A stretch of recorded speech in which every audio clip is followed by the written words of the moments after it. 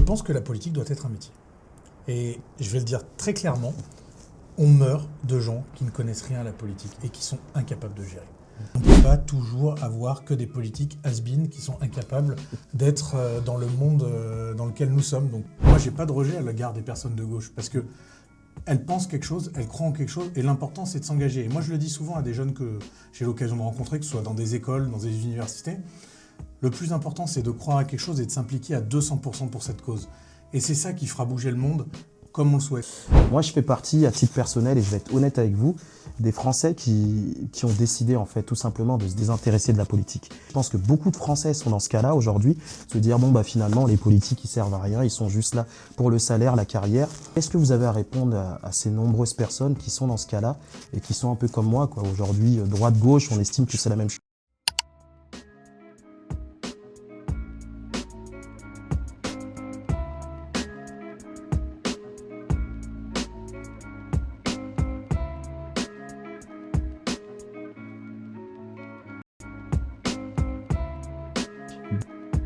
Bonjour à tous, bienvenue sur la chaîne YouTube Festigone. Je suis ravi de vous retrouver pour un nouvel épisode des podcasts interview Festigone. Et pour aujourd'hui, on a la chance d'avoir un invité politique en la personne du maire Pierre Oliver, donc maire du 2e arrondissement de Lyon. L'occasion pour nous d'avoir un échange citoyen entre un élu local et un citoyen comme moi. Donc on va profiter pendant plus d'une petite heure pour lui poser toutes nos questions sur son bilan politique à la tête de la mairie du 2e. L'occasion aussi de lui demander quelle est sa vision de la place de la culture dans la politique locale, puisqu'aujourd'hui, nous constatons que beaucoup de budgets en faveur des actions culturelles sont de plus en plus coupés, et nous sommes également impactés en tant qu'association culturelle, et donc on pourra lui poser toutes ces questions. Nous allons également profiter pour retracer son parcours, depuis sa jeunesse jusqu'à son engagement politique, pour comprendre l'homme qu'il est, et enfin, nous conclurons dans une troisième partie en lui posant les questions que vous nous avez adressées via nos réseaux sociaux Festigone.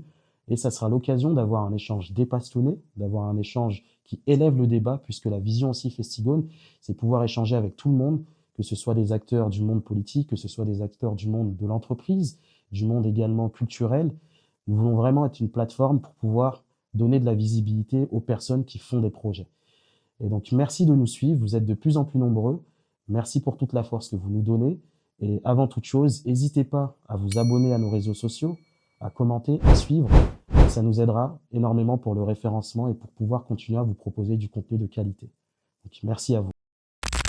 Donc avant toute chose, comment vous sentez-vous aujourd'hui, monsieur le maire ? Déjà, merci de l'invitation. Une nouvelle fois, parce qu'on avait eu l'occasion de se voir il y a quelques mois maintenant. Et quand vous m'avez proposé cette invitation, je vous avoue que ça m'a fait plaisir, puisqu'on s'était dit qu'on donnerait une suite à notre rencontre. Et c'est l'occasion aujourd'hui, à travers cet enregistrement, qu'on pourra le faire. Donc je suis très heureux d'être à vos côtés et de revoir l'équipe. Ok, merci beaucoup. Et c'est vrai, vous avez eu raison. Pour la petite histoire, on vous avait envoyé une invitation pour un événement vernissage qu'on organisait en 2023 maintenant. Et vous aviez gentiment accepté l'invitation. Et ça nous avait fait plaisir parce que c'est vrai que les élus locaux, vous n'êtes pas facile à mettre la main dessus. Ça dépend lesquels. Je pense que c'est que vous avez dû solliciter d'autres personnes qui n'étaient pas forcément dans cet état d'esprit. Mais moi, c'est vraiment ma conception de l'homme politique et de l'engagement local. Je pense qu'on est dans une période et dans une société où il y a une déconnexion qui est profonde entre les élus, notamment les élus nationaux, et nos concitoyens. Et d'ailleurs, ça se perçoit dans le vote, parce qu'on le voit, on a beaucoup de rejet de la classe politique historique. Les gens se tournent de plus en plus vers les mouvements extrémistes. Et ça, c'est malheureusement parce que certains ont un petit peu oublié ce travail d'ancrage local, de connaissance des acteurs du monde du quotidien, que ce soit sur le sport, que ce soit sur la culture, que ce soit sur les entreprises ou les associations. Et ça, c'est un travail qui est nécessaire. Et moi, j'en suis convaincu, et c'est pour ça que j'essaye de me démultiplier dans le cadre de mon mandat de maire pour justement rencontrer les nouveaux talents, dont je pense que vous faites partie au vu de ce que vous m'avez présenté la première fois. Et même plus largement, pouvoir rencontrer les acteurs qui peuvent avoir besoin d'un soutien, les acteurs qu'on doit mettre en avant parce qu'ils ont un savoir-faire, une expertise, une connaissance. Et c'est aussi grâce à ce travail-là qu'on arrive à créer des synergies et des fusions. Et je pense que nous, on doit avoir un vrai rôle de facilitateur. En tout cas, moi, c'est ce qui me plaît aussi dans l'engagement local. Et c'est pour ça que je vous avoue que c'est ma passion au quotidien. Merci beaucoup pour cette introduction. Et pour être tout à fait transparent avec vous, hein, avant de vous recevoir, on avait informé les personnes de notre communauté qu'on allait vous recevoir. On les avait invités un peu à nous poser des questions qu'on vous remontrait. Et c'est intéressant parce qu'on a eu des réactions assez disparates. D'une part, des personnes qui étaient ravies de savoir qu'on aurait la chance de pouvoir vous interviewer. Et d'autre part, on a eu des personnes qui étaient un peu étonnées qu'on reçoive un maire affilié droite. Et moi, ça m'a fait rire et je trouve ça intéressant parce que ça en dit long sur l'état actuel de notre société. Je trouve qu'aujourd'hui, les gens érigent des murs là où il faudrait qu'on érige des ponts, en fait. Et l'occasion de cet échange entre nous deux, ça sera l'occasion justement de montrer que on est capable, au-delà des idéaux politiques de chacun, de pouvoir avoir des moments, des espaces d'échange où on peut faire des pas l'un envers l'autre, apprendre à connaître l'autre, comprendre l'histoire de chacun. Et je trouve que c'est sain et beau justement d'avoir des espaces où on peut encore échanger entre citoyens, élus locaux et qu'on puisse tout simplement construire des ponts entre nous. Comme je vous disais, nous, l'objectif de nos interviews, c'est de rétropédaler, de comprendre d'où vient l'interlocuteur. Et j'aimerais bien un peu qu'on puisse faire un petit rétropédalage dans votre enfance, savoir qui vous êtes, d'où vous êtes venu, quel était le contexte familial, si vous aviez des frères et sœurs, et qu'on puisse en savoir un peu plus sur vous. Eh ben, avec plaisir, mais vous me permettez de réagir aux questions de votre communauté? Bien sûr. Parce que je pense que c'est intéressant aussi. Le problème, c'est qu'en France, on n'est plus dans le débat, on est dans la violence. On n'est plus dans ce contexte politique qui nous permet d'opposer des idées, parce que d'ailleurs, les gens n'opposent plus les idées. C'est-à-dire qu'on n'a plus de lieu de débat réellement où on va pouvoir confronter un point de vue de gauche, du centre, de droite. Moi, je trouve ça sain. Moi, j'ai pas de rejet à l'égard des personnes de gauche, parce que elles pensent quelque chose, elles croient en quelque chose, et l'important, c'est de s'engager. Et moi, je le dis souvent à des jeunes que j'ai l'occasion de rencontrer, que ce soit dans des écoles, dans des universités. Le plus important, c'est de croire à quelque chose et de s'impliquer à 200% pour cette cause. Et c'est ça qui fera bouger le monde comme on le souhaite. Et il y a aussi quelque chose qui anime la classe politique, que ce soit des gens de ma sensibilité politique ou d'autres, c'est qu'il y en a un certain nombre qui ont malgré tout cette volonté de vouloir changer les choses, d'agir concrètement, de faire avancer. Et moi, j'ai les idées politiques que j'ai. Je pense que peut-être que ça touche moins la jeune génération, qui est peut-être plus votre public cible, où voilà, il pourrait y avoir des stéréotypes dans ce sens-là. Moi, ce que je cherche à montrer aujourd'hui, c'est que justement, il faut sortir des clichés. Nous, on est capable d'apporter de très bonnes choses. On a des collectivités qu'on gère, où on a su apporter des résultats concrets qui plaisent à nos concitoyens et qui derrière nous réalisent largement. Il y a d'autres endroits où on est plus sur une terre de mission, c'est un peu le cas à Lyon, mais en tout cas c'est ce sur quoi moi je vais travailler. Et pour répondre alors à la deuxième partie de votre question qui est l'historique me concernant, c'est vrai que moi je suis né à Lyon, j'ai fait mes 7 premières années ici, et après j'ai eu la chance, parce que j'aime bien dire la chance, c'est une véritable opportunité quand on est jeune, de pouvoir découvrir d'autres univers. J'ai passé plus de 10 ans en Roumanie, à Bucarest, à partir de la fin des années 90. Et d'ailleurs, c'est un petit peu ce qui a forgé mon parcours politique, parce que moi, je suis arrivé en Roumanie, on était sur la fin des régimes communistes dans les pays de l'Est. On était tout juste 10 ans après la chute, pour le coup, de Ceausescu en Roumanie, mais même plus largement du mur de Berlin. Et en fait, d'avoir grandi dans cet univers-là, de voir l'état dans lequel étaient ces pays-là, en l'occurrence dans les années 90, et la reconstruction qu'il y a eu à partir de ce changement de régime, moi, m'a profondément marqué. Et c'est aussi ce qui a nourri mon engagement, ce qui a nourri aussi ma volonté d'action et de changement, parce que je pense qu'on doit, en tant que responsable politique, offrir le meilleur à nos concitoyens, c'est-à-dire qu'ils puissent vivre bien, dignement, dans de bonnes conditions, pouvoir être libres. La liberté, c'est quelque chose auquel on ne pense pas souvent, parce qu'en France, on a la chance de pouvoir tout dire, de pouvoir quasiment tout faire.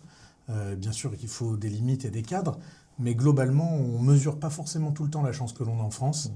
Et d'avoir vu au plus près ce qu'étaient des prisons politiques qui dataient de quelques années avant que j'arrive, de voir ce que pouvait être la misère. Je pense que ça vous nourrit, ça vous forge une expérience. Et donc, moi, j'avoue que ce passage en Roumanie a été particulièrement fructueux de ce point de vue-là, idéologiquement parlant. Et puis après la Roumanie, je suis parti en Égypte, où j'ai passé mon bac au lycée français du Caire. Et ça a été aussi un moment important. Alors voilà, c'est l'année de terminale, donc c'est c'est encore différent parce que voilà, on est peut-être plus mature, on voit les choses peut-être déjà différemment par rapport à ce que j'ai pu connaître en Roumanie. Mais globalement, ces expériences, elles sont très enrichissantes parce qu'il y a peu de gens de notre âge qui ont eu l'occasion de découvrir d'autres univers. Et je pense que c'est aussi ce qui nourrit un parcours professionnel, un parcours idéologique. Et donc, voilà un peu, moi, comment j'ai été formaté, si je devais le dire comme ça. Merci beaucoup, en tout cas, pour vos éléments de réponse, monsieur le maire. Aujourd'hui, moi, j'ai un sujet aussi que je voulais aborder avec vous. Et je vais bien choisir mes mots pour être précis et que vous puissiez comprendre ma pensée. Alors, pour vous expliquer mon histoire personnelle, donc moi, je suis pas né en France. Je suis né en République centrafricaine en 1992. J'ai immigré ici, donc je suis à ce qu'on appelle communément un immigré en France. Et j'ai pu me construire, moi, grâce à l'école de la République. J'ai pu avoir une réelle ascension sociale grâce au système social et éducatif français. Et j'ai pas de mal, moi, en tant qu'étranger, à dire que merci à la France et à reconnaître tout ce que la France a pu m'apporter. Et je suis content qu'on ait cet échange parce que ça va visibiliser un peu plus les profils comme moi, qui sont nombreux, mais qui restent une majorité silencieuse. Et pourquoi je vous pose cette question? C'est parce que aujourd'hui, je trouve que le traitement sur l'immigration en France est un peu caricatural, que ce soit sur les médias, que ce soit au niveau des hommes politiques. J'ai pas envie qu'on rentre dans les détails des effets socio-économiques de ce qu'apporte l'immigration en France. Moi, je voulais vous interroger sur comment, sur vous, votre regard aujourd'hui. C'est important de ce que vous dites là sur le parcours. Moi, il y a quelque chose qui me plaît beaucoup dans le témoignage, c'est cette reconnaissance envers la France. C'est-à-dire que la France déploie depuis maintenant plusieurs décennies des moyens considérables pour intégrer des personnes qui sont réfugiées, qui fuient des conflits, qui fuient la misère, qui cherchent à vivre dans d'autres conditions. Mais la réalité dans notre pays aujourd'hui, c'est que tout le monde n'est pas reconnaissant envers la France. Et ce que j'aime dans le témoignage qu'elle vote, c'est précisément ça. C'est savoir dire merci à notre pays, à l'investissement que les Français font en général pour pouvoir intégrer. Et quel beau parcours, parce que derrière, vous avez su monter une activité professionnelle qui marche sur les réseaux sociaux. Et c'est quand même ça aussi le témoignage que derrière, on a des opportunités excellentes pour la France. C'est une chance pour notre pays d'avoir des parcours comme le tien. Et plus globalement, moi, ce que j'aimerais, c'est que les gens comprennent que ceux qui dénigrent la France systématiquement, qui l'attaquent, qui la critiquent, eux, pour le coup, c'est injuste. C'est injuste parce que les Français, eux, investissent et derrière d'avoir des individus, et il y en a, et on le sait malheureusement, et c'est à cause d'eux qu'il y a cette caricature qui est faite. On en est qui critiquent la France, qui en soit à dégrader, à brûler la voiture de son voisin, à attaquer un commerce. Malheureusement, c'est ces gens-là qui font que l'intégration est bloquée dans notre pays aujourd'hui parce qu'une partie de la population la juge très négative, alors qu'en réalité, on a des super parcours à mettre en avant. Et des super parcours à mettre en avant, pour moi, il n'y a pas d'origine de pays initial. C'est-à-dire que les gens viennent d'Europe de l'Est, qui est une partie de notre continent que je connais très bien, qui viennent d'Afrique, qui viennent d'Asie, qui viennent de pays d'Amérique latine. En réalité, des belles aventures, on peut en connaître de partout. Et je pense qu'il y a deux facteurs essentiels. Il y a l'éducation des parents, et l'attachement au pays dans lequel on est. Et visiblement, vous avez bénéficié des deux. Tu as bénéficié des deux, et c'est ce qui me fait plaisir dans ce parcours. Ok, merci. Aujourd'hui, je voudrais justement qu'on fasse plus un point sur le bilan de vos actions en tant que maire. Vous êtes maire depuis 2020 sur le 2e arrondissement, qui est quand même un arrondissement très important de Lyon, avec Bellecour, Perrache, Confluence. Et justement, comment c'est d'administrer un arrondissement?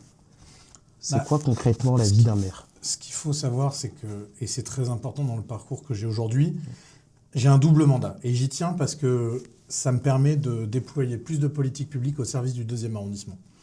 D'un côté, j'ai ce mandat de maire d'arrondissement que vous évoquez dans le 2e, et de l'autre, j'ai un poste de conseiller régional à la région Auvergne-Rhône-Alpes, qui est très important parce que vous me demandez le bilan. Je vais pouvoir vous en dire un peu plus grâce à l'action qu'on mène avec la région sur le 2e arrondissement.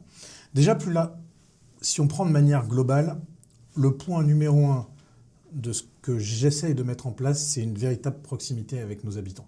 Parce que c'est le rôle de l'arrondissement. C'est le rôle du maire d'arrondissement. Je pense que quand un concitoyen a besoin de vous voir, a besoin de voir un élu de notre équipe pour pouvoir trouver une solution à nos problèmes, on essaye de le faire ultra rapidement. Moi, et puis je pense que vous avez pu le voir, je dirais que presque tous les habitants du 2e ont mon portable.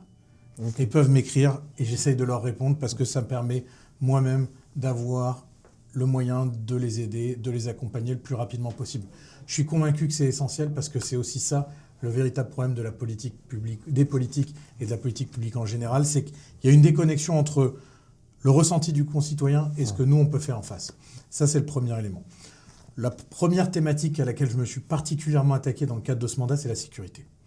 Quand j'ai été élu en 2020, on avait des rodéos sur la presqu'île, on avait des chiffres de la délinquance qui étaient extrêmement mauvais, notamment au sortir de la crise Covid. On avait un manque cruel d'effectifs de policiers nationaux et municipaux, et je reviendrai dessus. Et qu'est-ce qu'on a fait ? Très concrètement, dès le premier jour de mon mandat, j'ai pris attache avec le ministre de l'Intérieur. À l'époque, c'était Gérald Darmanin. Et je le connaissais parce que c'est ça aussi la force des vieilles familles politiques, c'est qu'on a un réseau d'élus.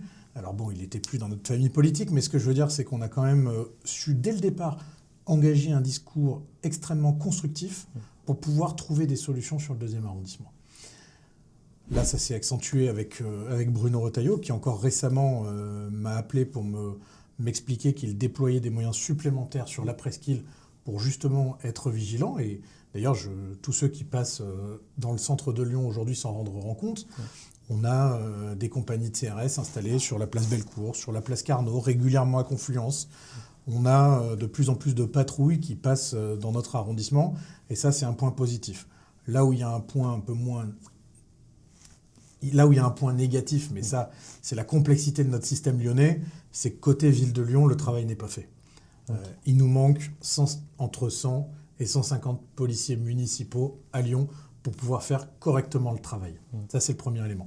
Le deuxième, c'est qu'il nous manque des caméras. Parce qu'en fait, alors vous allez me dire, c'est plus complexe que ça, je suis tout à fait d'accord avec vous, mais la caméra, elle permet quand même à la fois de retrouver les individus violents, mais aussi d'innocenter certaines qui pourraient être accusées à tort. Et moi, je trouve ça extrêmement important qu'on puisse mettre plus de caméras avec des forces de l'ordre pour pouvoir justement répondre et trouver des solutions à nos problèmes de sécurité. La troisième chose que j'ai mise en place, et j'en suis très fier parce que c'est très important dans la construction politique qu'on a chez nous dans le 2e.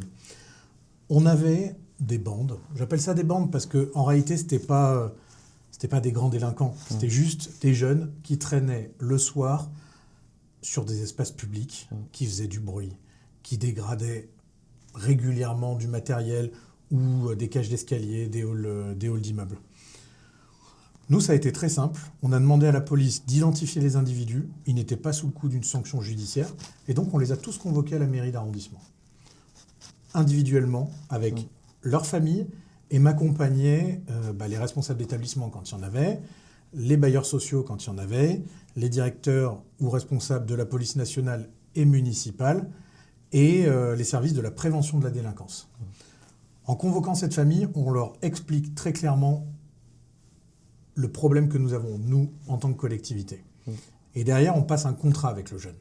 Il y en a certains qui sont venus faire des travaux en mairie pour montrer leur bonne volonté et accompagner sur des chantiers d'insertion. Et on l'a fait avec la Sauvegarde 69, qui est un organisme reconnu. Et ça a très bien fonctionné. On en a d'autres à qui on a dit, voilà, on vous prévient, c'est le dernier avertissement. Sinon, on va dénoncer le bail dans votre logement social. À partir du moment où la collectivité paye pour vous, vous n'avez pas à dégrader non seulement les bâtiments dans lesquels vous êtes, mais plus largement le quotidien des personnes qui vivent dans ce quartier. Parce que si on veut que ça fonctionne, il faut que tout le monde y mette du sien. À partir du moment où la société vous donne, vous devez aussi lui rendre. Et donc, on est assez fiers parce que sur on estime à 30-40 familles qu'on a reçues. Voilà, je dirais qu'il n'y en a plus qu'un ou deux qu'on retrouve de temps en temps dans l'espace public. Mais par exemple, j'aime bien citer cette personne-là, je ne donnerai pas son nom, mais on l'a convoqué parce qu'on le voyait traîner dehors systématiquement. Et quand je parlais avec lui, je n'arrivais pas à comprendre qu'un gamin aussi intelligent, en soi, à traîner le soir jusqu'à 22, 23 heures sur l'espace public. Et donc, on l'a convoqué. Ses parents refusaient de participer, ont essayé de nous expliquer que c'était parce que nous avions des intentions malveillantes, ce qui était totalement faux. Et à la suite de cette discussion, on a trouvé des cours de soutien scolaire avec la MJC pour accompagner l'enfant. On l'a changé de club de foot. Et aujourd'hui, c'est un jeune espoir dans le foot lyonnais. Il a des très bons résultats à l'école. Et je me dis que c'est aussi par cette pédagogie et par ce temps qu'on consacre à ces jeunes qu'on arrivera à trouver des solutions. Alors, tout le monde ne peut pas le faire tout le temps, c'est évident. Mais je suis convaincu que c'est en mettant des moyens comme cela qu'on arrive à régler les questions de sécurité. C'est-à-dire d'un côté, une présence policière et du matériel nécessaire, et de l'autre, de la pédagogie et du lien humain. Et je pense que c'est la somme de tout ça qui fait qu'on a réussi à avoir de bons résultats sur les questions de sécurité. Ça, c'est le premier élément. Les aspects liés à la voirie. Alors la voirie, c'est le Grand Lyon qui pilote. Mais le Grand Lyon, chaque année, alloue des moyens à chaque mairie d'arrondissement pour qu'on puisse porter un projet en propre dans les mairies d'arrondissement. Et moi, j'ai fait le choix de requalifier des rues du centre-ville en ayant ce que j'appelle un aspect positif et flexible des choses. Qu'est-ce que j'entends par là ? Plutôt que d'avoir une rue piétonne, où finalement on interdit à la voiture de circuler, ou à l'inverse d'avoir une rue avec uniquement des voitures, où le piéton et le cycliste ne peuvent pas circuler. Nous, on a mis en place des aménagements hybrides qui nous permettent, lorsqu'il y a une forte affluence, que les piétons puissent utiliser le centre de la chaussée, et à l'inverse, lorsque on est en semaine, de manière plus générale, eh bien, ce soit l'automobiliste qui utilise le centre de la voirie, sans qu'on soit obligé de fermer une rue, le tout en ayant des matériaux de qualité pour pouvoir des matériaux de qualité pour le revêtement du sol. Et je pense que c'est important dans la construction d'une ville qu'on arrête de faire du laid. On a le sentiment que dans les grandes villes, tout est fait pour faire du moche. Ce que j'appelle les cônes en plastique, vous voyez, pour vous interdire par exemple d'utiliser une voie, des blocs de béton. On a le sentiment que tout est fait pour faire du laid. Et ben nous, ce qu'on voulait, c'était l'angle inverse, c'était faire du beau, de l'agréable, que les gens se sentent bien quand ils déambulent dans le centre-ville de Lyon pour qu'ils puissent fréquenter les commerces. Alors évidemment, on a beaucoup d'autres problèmes parce que ceux qui suivent un peu l'actualité, et notamment mon actualité, voient les conflits qu'on peut avoir avec le maire de Lyon, avec la métropole de Lyon, et j'ai souvent l'occasion de le dire parce que quand on arrive à faire quelque chose de bien qui marche, je n'arrive pas à comprendre la logique de vouloir tout détruire. On a une presqu'île avec beaucoup de commerces, avec des habitants, des familles. Je ne comprends pas le principe qui consiste à dire on va faire fuir tout le monde pour détruire le commerce, empêcher les automobilistes de venir et faire fuir les familles du centre-ville. C'est exactement ce qui se passe à Lyon. Il faut savoir qu'à Lyon, tous les ans, on a près de 40 classes d'école sur toute la ville qui ferment. Si elles ferment, et c'est uniquement dans les écoles élémentaires de la ville, si elles ferment, c'est parce que les familles ne peuvent plus vivre en ville. La réalité, c'est qu'aujourd'hui, quand vous avez 2 enfants, c'est très compliqué de pouvoir se loger, se stationner, circuler, avoir des places en crèche, avoir des places dans des clubs de sport. Et tout ça, c'est le fruit du résultat d'une politique municipale qui est menée. Et donc, c'est pour ça que nous, on dit assez légitimement, on veut défendre les familles et les classes moyennes. Parce que les grandes victimes de la politique qu'on est en train de vivre, ce sont les classes moyennes. Ceux qui sont, vous voyez, trop riches pour avoir la gratuité dans les crèches, sur les repas, dans les écoles, dans les MJC ou dans les différentes... ou par exemple sur le ticket de transport, mais qui sont d'un autre côté pas en mesure de pouvoir vivre dignement du salaire qu'ils gagnent, qui sont malheureusement, quand on regarde à la fin du mois, en ayant payé toutes les charges, qui ne sont pas en mesure de vivre dans le centre-ville de Lyon. Et vous voyez, nous, ce qu'on veut, c'est être en mesure d'accompagner ceux qui travaillent pour que ceux qui travaillent puissent aussi avoir leur place en ville. Et je pense que ça ne doit pas être uniquement que des étudiants ou que des seniors dans la ville. Je pense que tout le monde doit avoir sa place. C'est une question d'équilibre. Et le dernier point, et après je vous rends la parole parce que j'ai été assez long sur cette partie-là, c'est que j'évoquais mon mandat de conseiller régional. Vous prendre des réalisations extrêmement concrètes. Par exemple, c'est un grand combat que nous avons mené avec mon équipe municipale, c'est la réhabilitation d'un lycée. Souvent, nos concitoyens, en général, se plaignent de l'état de nos établissements scolaires, que ce soit sur les collèges, que ce soit sur les écoles élémentaires ou sur les lycées.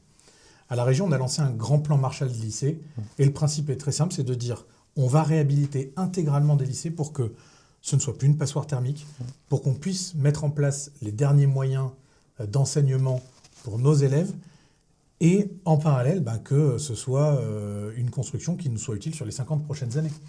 Et donc là, actuellement, nous avons les travaux qui sont en cours pour le lycée Juliette Récamier, qui est sur le quai Gaëton, que bon nombre de Lyonnais connaissent. C'est un investissement à 35 millions d'euros, c'est considérable. Mais derrière, ça va être l'un des établissements les plus modernes de Lyon. Et voilà, on est très fiers de ce type d'engagement que nous avons pu prendre. Donc, faire un bilan en quelques minutes, c'est très dur. Bien sûr, ça fait 5 ans qu'on travaille, mais c'est vrai que c'est un côté assez intéressant d'arriver sur la fin d'un mandat parce qu'on peut commencer à voir le fruit du travail et le fruit de nos efforts sur 5 ans. Et il n'y a rien de plus beau que de couper le ruban lors d'une inauguration d'un bâtiment ou d'une politique publique qu'on peut porter. Ouais, j'imagine. Merci en tout cas. Pour le coup, on aura pu avoir le bilan de vos 4 ans d'exercice en tant que maire. Il me reste 2 sujets sur lesquels j'aimerais bien vous entendre. Donc, le premier sujet, c'est... Avant d'arriver à cette interview, je m'étais promis de poser ce sujet-là parce que moi, je fais partie, à titre personnel, et je vais être honnête avec vous, des Français qui ont décidé, en fait, tout simplement de se désintéresser de la politique. Et non pas parce que ça ne m'intéresse pas, non, moi, je suis un féru de politique, j'aime la politique avec un grand P. Mais aujourd'hui, j'ai l'impression qu'en fait, au niveau politique, là, vous parliez d'actions qui sont au niveau micro, et c'est très intéressant parce qu'on en voit les effets assez rapidement.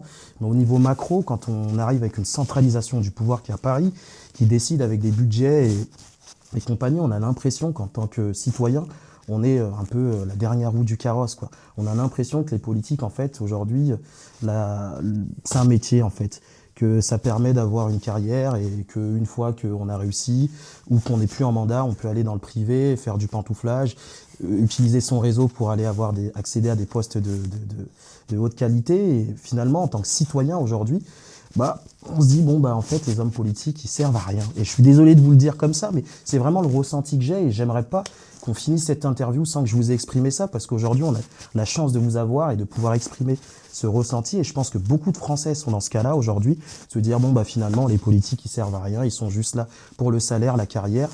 Et nous, en fait, on galère au quotidien. On galère pour, comme vous disiez tout à l'heure, pour payer une crèche. Moi, je suis dans ce cas de figure aujourd'hui. Je me rends compte que je suis juste... je suis la classe moyenne, mais la classe moyenne qui raque pour la crèche. Je suis la classe moyenne qui va raquer pour... qui a aucun droit sociaux. Je suis la classe moyenne qui va raquer pour tout, en fait. Et finalement, on se dit, en fait, les politiques se battent pas pour nous. Et on va faire société dans des micro-espaces entre nous. On va faire nos projets entre nous. Et en fait, finalement, une fois qu'arrivent les échéances politiques, on va plus voter, en fait.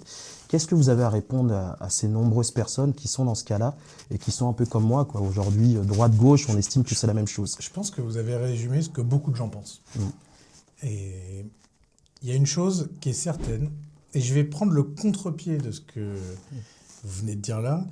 Je pense que la politique doit être un métier.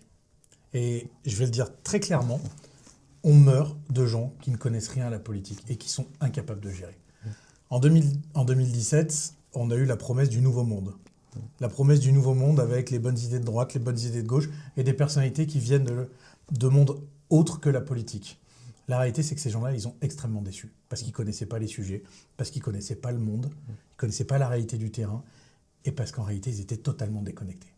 Et aujourd'hui, on est en train de payer particulièrement ce qui s'est passé en 2017. Ça, c'est le premier élément. Et le deuxième sentiment que vous avez, c'est le sentiment d'impuissance. C'est ce sentiment que, quand on demande quelque chose, ça n'avance pas. Ça n'avance pas parce qu'en France, on a un système qui est très particulier, qui fait que, globalement, de plus en plus de projets politiques sont paralysés. Je vais vous donner un exemple très concret. Quand on a décidé d'organiser les Jeux Olympiques, on a su faire une loi spéciale qui nous a permis d'aller rapidement produire les équipements nécessaires pour réaliser ces Jeux Olympiques. Et légitimement, en tant que citoyen, on peut se demander pourquoi est-ce que cette efficacité qu'on a su trouver sur les Jeux Olympiques, on ne peut pas trouver sur tout le reste, sur les constructions de places en prison, sur la défiscalisation d'heures supplémentaires, par exemple, pour qu'on puisse, lorsque l'on travaille plus, gagner plus d'argent. Aujourd'hui, on a le sentiment de travailler plus pour payer plus. C'est le sentiment que lorsqu'on veut porter un projet, tout est long. C'est long d'avoir un financement, c'est long d'obtenir une autorisation administrative. On a des agences, et c'est ça l'un des sujets, on a des agences de l'État qui sont là pour mettre des bâtons dans les roues des porteurs de projets. Et ça, c'est plus possible. Il y a 20 ans, ou 15 ans même, quand vous étiez maire de Lyon, par exemple, que vous vouliez construire un programme de logement, par exemple, en 4 ans, l'opération était réalisée. Entre le moment où la personne trouvait le terrain, elle déposait les autorisations et elle construisait l'ensemble immobilier, j'exagère, je pense que même en 2 ans, c'était faisable. Aujourd'hui, en 10 ans, on a le sentiment que rien n'est réalisable. C'est un sentiment, parce qu'il y en a qui savent faire, hein, attention. Je ne mets pas tout le monde dans la même catégorie. Mais d'ailleurs, c'est ce qu'on reproche beaucoup aux écologistes, cette incapacité à faire. Et c'est là où il faut des hommes politiques pour, je vais vous expliquer. Le bon homme politique, je pense que c'est celui qui est capable de mettre en place tous les leviers nécessaires pour être efficace. C'est une méthode. Moi, je vais vous dire, quand j'ai été élu à la région avec Laurent Wauquiez, on avait pour projet le campus du numérique. Tout le monde nous a dit, c'est irréalisable. À l'époque, tous les commentaires qu'il y avait, c'était construire un campus du numérique à Charbonnières, c'est infaisable. La réalité, c'est qu'en 3 ans, le projet il était sorti. Il était sorti sur un terrain qui, à la base, paraissait inconstructible, où il fallait changer les réglementations d'urbanisme, où il fallait changer les dispositions des transports en commun, où il fallait trouver des utilisateurs et des étudiants pour venir sur ce campus. Et ben, en 3 ans, c'était fait. Voilà la réalité, 4 ans, d'une mobilisation. Je pense que ça, c'est ce à quoi nous devons remédier. Mais pour y arriver, il faut être professionnel. Si vous laissez des amateurs qui n'ont jamais fait ça, la réalité, c'est que vous serez encore plus déçus. Quand vous allez chez le notaire, vous allez acheter un appartement, vous n'avez pas envie que tout le monde, monsieur tout le monde, puisse faire les actes, parce que derrière, il y a des erreurs, il y a des choses qui sont mal faites. Quand on va chez le notaire, c'est pour que le travail soit fait de manière professionnelle. Quand on va chez le médecin, on va chez le médecin parce qu'on a envie que le médecin nous soigne. Et ben, je pense qu'en politique, c'est la même chose. Il faut des gens qui soient compétents. Évidemment, ça doit être accessible à tout le monde, c'est le sujet. Mais je pense que les élus doivent aussi être professionnels. Et ça, c'est un vrai sujet. Que ce soit accessible à tout le monde, mais avec du professionnalisme, avec de la qualité. Et c'est ça aussi le sujet. C'est que quand vous dites, on a le sentiment que lorsque ça ne marche pas, ils sont recasés, etc. La réalité, c'est que c'est vrai pour 10, 20 personnes au niveau national. On a encore récemment eu l'exemple de Clément Beaune qui a été recasé au commissariat au plan que François Bayrou occupait, dont on se demande encore aujourd'hui quel est le premier travail qu'il a fourni au commissariat au plan. Et moi aussi, je me pose la question en tant que citoyen. Mais la réalité, c'est que vous prenez le niveau local ou même certains parlementaires, il y en a plein qui, derrière, ont de grandes difficultés à se reconvertir, parce que retrouver un mandat, c'est pas simple. Trouver une opportunité professionnelle quand on fait que de la politique, c'est compliqué aussi. Et c'est ça aussi l'enjeu. Donc, moi, je serais pas aussi sévère que vous, mais le ressenti, c'est exactement ça. Et par contre, pour que ce ressenti il change, il faut aussi qu'on ait des hommes d'action qui soient en mesure de corriger tout ça. Moi, à titre personnel, je suis pour qu'on ferme des dizaines d'agences de l'État en France. Ça nous coûte plusieurs dizaines de milliards chaque année. C'est-à-dire dizaines de milliards dont on sait tous que certains sont uniquement là pour mettre des bâtons dans les roues. Exactement la même chose sur des associations. L'argent public, aujourd'hui, il sert à financer des associations qui sont là pour bloquer l'action de la police française, de la justice française. Il y a des associations environnementales qui ne sont pas là pour protéger la nature, qui sont là pour protéger des projets. On le voit avec la 69 actuellement. Donc vous voyez, c'est tout ça qu'on doit changer. Et je pense que le nerf de la guerre, le sujet principal qui fait aussi qu'on est bloqué aujourd'hui en France, c'est la bonne gestion de l'argent public. On a le sentiment d'un gaspillage absolu. Et moi, quand je regarde les chiffres à la ville de Lyon, c'est totalement le cas. On recrute des petits copains. Ils ont recruté 500 nouveaux employés à la ville de Lyon en 4 ans. Donc je vous laisse imaginer, vous faites le calcul, 500 employés fois près de 45 000 euros en moyenne annuelle comme coût à la ville de Lyon. Je vous laisse imaginer ce que ça vous coûte en plus. Pour ça, les écologistes ont dit très bien, pas de souci, on va augmenter les impôts. De toute façon, c'est les Lyonnais qui vont payer. Et basta cosy. Mais non, quand on fait attention à comment on gère l'argent, derrière, on est capable de redéployer des moyens. Et là, je vais vous donner encore un exemple concret que j'ai connu. Et puis, d'ailleurs, je suis le président de la commission des finances de la région, donc je le vois très très bien, cet exemple au quotidien. Quand on est arrivé en 2015, il y avait une fusion entre 2 régions, la région Auvergne et la région Rhône-Alpes. En fusionnant ces 2 entités régionales, Déjà, on a hérité de 2 sièges, puisque les 2 collectivités avaient décidé de construire un nouveau bâtiment pour accueillir le conseil régional. On parlait de gaspillage, voilà un exemple. Mais bon, c'est pas nous qui l'avions décidé. Mais on s'est dit, on va arrêter les dépenses de fonctionnement, on va arrêter de donner des sous à toutes les associations qui sont uniquement là pour caser des copains politiques, des militants politiques, parce que ça existe. Et à Lyon, ils sont très forts pour ça. On va faire des économies là-dessus. Et cet argent va s'en servir pour investir sur le territoire. Et le chiffre, il est très parlant. On a réussi à baisser les dépenses de fonctionnement, parce qu'on a un budget qui fonctionne comme ça. Et grâce à ça, on a pu investir 3 fois plus. Quand je dis 3 fois plus, c'est qu'en 2015, l'investissement de Auvergne plus Rhône-Alpes, c'était 500 millions d'euros. Aujourd'hui, en 2025, dans le budget qu'on a voté, l'investissement, c'est 1,5 milliard d'euros. Et pourquoi on a pu faire ça ? Parce qu'on a divisé la dette par 4. Parce qu'on a fait en sorte de ne pas recruter massivement de nouveaux agents. Et cet investissement, il sert à quoi ? Il sert à refaire les lycées dont je vous parlais. Il sert à acheter des nouvelles rames de train. On a acheté pour 200 millions d'euros de rames de train. C'est pour investir sur des projets culturels, comme le musée des tissus dans le 2e arrondissement. Voilà par exemple à quoi sert de gérer correctement l'argent public. Et donc cette inefficacité, on ne la ressentirait pas s'il n'y avait pas autant d'agences de l'État, autant d'associations qui ne nous servent à rien et qu'on finance largement. Et encore une fois, ça peut paraître facile de le dire, mais moi j'ai vu ce que c'était concrètement. Et je l'ai vu sur un montant qui était considérable avec la région Auvergne-Rhône-Alpes, qui est la 2e plus grande région de France après la région Île-de-France. Donc c'est possible, mais pour ça il faut des professionnels. Et malheureusement, c'est ce dont on manque certaines fois. Ça me va, alors moi ça me va. Il y a 2 sujets pour finir que j'aimerais bien aborder avec vous. Le premier sujet, c'est sur la culture. Nous, on est une association culturelle, donc forcément, on aimerait bien avoir un peu votre vision et votre projet pour la culture à Lyon, parce que je vais être honnête avec vous, nous, ça fait 3 ans et demi qu'on existe. On a créé notre association pour mettre en lumière les artistes émergents de la scène locale, parce qu'on estimait et on le voyait qu'il manquait d'opportunités pour les artistes locaux qui vont souvent à Paris pour avoir plus d'opportunités, alors qu'on a des belles infrastructures à Lyon, on a des belles salles, on a des artistes talentueux, mais on manque d'artistes en visibilité. Et nous, notre association, on l'avait créée pour ça, pour donner des opportunités aux artistes, comme vous avez pu le voir, aux expositions, de pouvoir exposer leur travail. On organise également des concerts, des festivals et un média, mais malheureusement, on manque de moyens pour faire nos projets. On a demandé plusieurs fois des subventions au niveau département, au niveau aussi région, au niveau mairie. On n'a jamais rien obtenu. Tous nos dossiers sont systématiquement refusés. On n'arrive pas à comprendre pourquoi.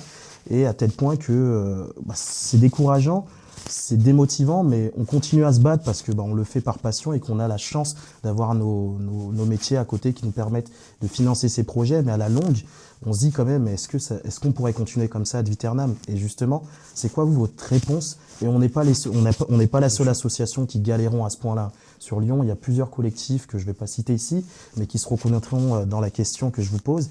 Et justement, quelle est la place de la culture dans la politique, dans votre politique à vous, et quelle est votre vision de la place de la culture dans la politique ? Je pense que la culture, c'est le meilleur moyen de transmission que l'homme ait trouvé pour offrir aux générations futures. Ça, c'est une réalité. Aujourd'hui, qu'est-ce qu'on fait quand on veut découvrir une culture ? On va dans un musée, on va découvrir la culture, que ce soit d'un pays, que ce soit d'une ville, que ce soit un style. Ça, c'est une réalité. Après, en France, on croit et on considère que la culture doit vivre de l'argent public, exclusivement. Et malheureusement, on a aujourd'hui des acteurs culturels qui vivent à 100% d'argent public, qui consomment la plupart des crédits, qui fait qu'on ne peut pas aider des petites structures comme les vôtres. Quand je dis on ne peut pas, je n'ai pas regardé le détail, mais ce que je veux dire, c'est ce qui se passe. Alors moi, mon point de vue, il est très simple. C'est déjà, je pense que les acteurs culturels doivent vivre de manière équilibrée entre le financement public et le financement privé. C'est-à-dire qu'on a aujourd'hui, et vous en faites peut-être partie, des structures qui ont trouvé le moyen de mettre en place des clubs de partenaires, qui ont trouvé le moyen d'avoir des mécènes.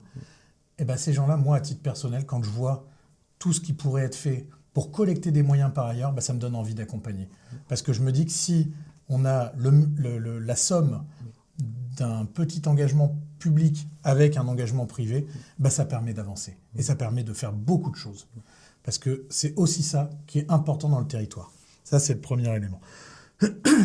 Le deuxième, c'est que je pense qu'on doit aussi arrêter des stratégies en termes de culture. C'est-à-dire qu'on doit avoir des objectifs très clairs de là où on veut arriver. On ne peut pas dire on donne partout, tout le temps, sans regarder quel est l'objectif qu'on a derrière. Je vais reprendre encore un exemple que j'ai en tête, mais sur la région, on a été très critiqué parce que justement, on a rééquilibré les subventions aux acteurs, notamment lyonnais, par rapport au reste de la région.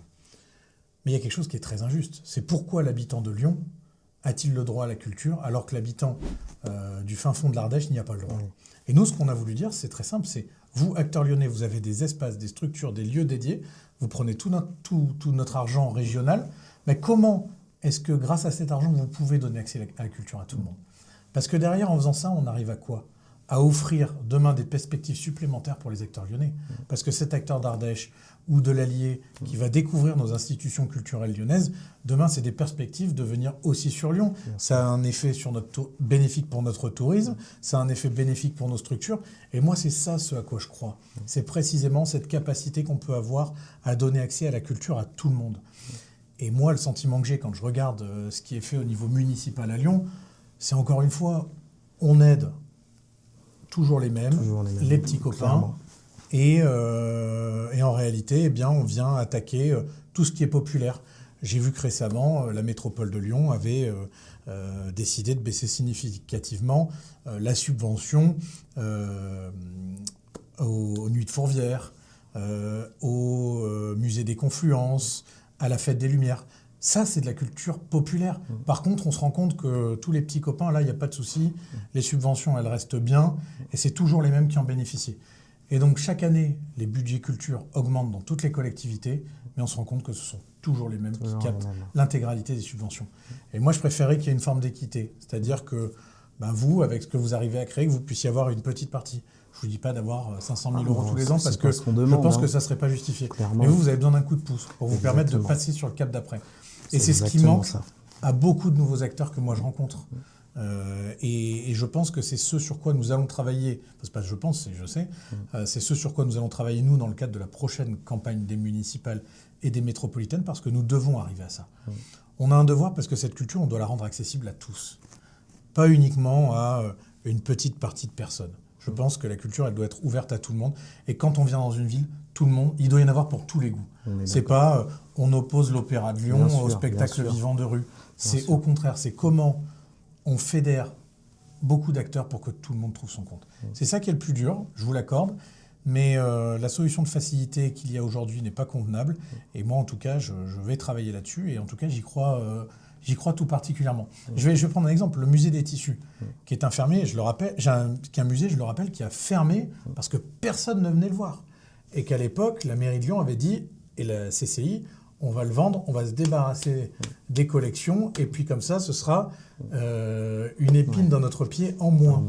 Nous, on a dit, on ne peut pas laisser tomber ce musée, on est obligé de sauver l'histoire de Lyon. Et là, notre réflexion, elle porte sur quoi? Elle porte sur comment rendre accessible ces œuvres d'art et ces collections lyonnaises au monde entier.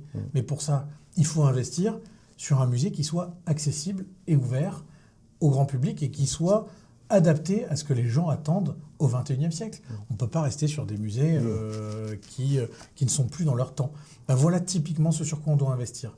Et moi, je crois beaucoup à ce principe d'investissement dans la culture, plus que de fonctionnement. C'est-à-dire que plus que de donner 1 euro pour gérer le fonctionnement du quotidien, j'aime bien le principe de donner 1 euro pour que cette association puisse construire quelque chose qui lui permettra demain de vivre de ce qu'elle fait. Et ça, c'est ce qui est important. Et c'est ce qu'on n'a pas bien compris en France. Pour le coup, ce que vous avez dit, nous, c'est le pari qu'on a pris. On a touché notre première subvention du Crédit Mutuel l'année dernière, là, à peu près 5 000 euros, ce qui nous a permis de survivre sur l'année dernière et de faire des concerts. Et c'est ce qu'on a envie de faire, d'avoir des partenariats privés, publics, parce que je pense que c'est en allant chercher l'argent à la fois sur le public et le privé qu'on peut faire des beaux projets et des belles synergies. Le dernier sujet sur lequel j'aimerais échanger avec vous, c'est sur la digitalisation. Moi, j'ai remarqué que vous êtes un maire extrêmement connecté sur les réseaux sociaux. C'est comme ça qu'on vous a connu. Comment vous, aujourd'hui, vous utilisez le digital pour parler à un maximum de monde? Et est-ce que c'est une stratégie? Est-ce que vous prenez du plaisir aussi à y être ou vous le faites parce que c'est presque une nécessité aujourd'hui si on veut parler? Non, j'avoue que j'aime bien le faire. En fait, on va se replonger un peu dans l'histoire. Avant, quand les politiques voulaient communiquer, ils appelaient le grand média local, la presse quotidienne régionale. Ils prononçaient leurs déclarations et puis après, ça diffusait dans toute la société. Aujourd'hui, les canaux de distribution de la communication, ils sont extrêmement divers.